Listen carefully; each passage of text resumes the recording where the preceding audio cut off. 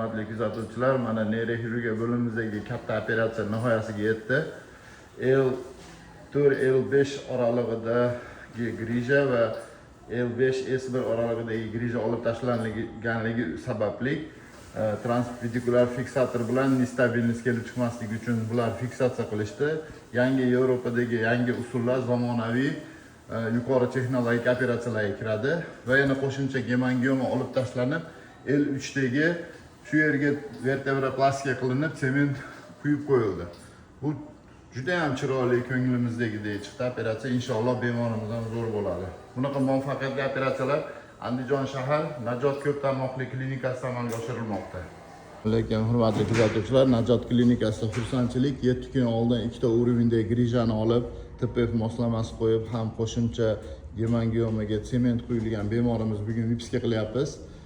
Yaxshi bo'lib qoldingizmi sening? Tizimisiz? Rahmat. Qo'laringlar kelmasa.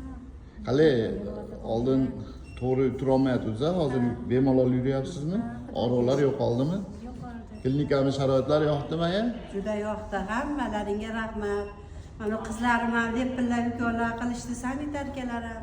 Mana sizlar katta doktorlarga ham rahmat bolam. Sog' bo'linglar. Oziq ovqatlaringiz ham zo'r.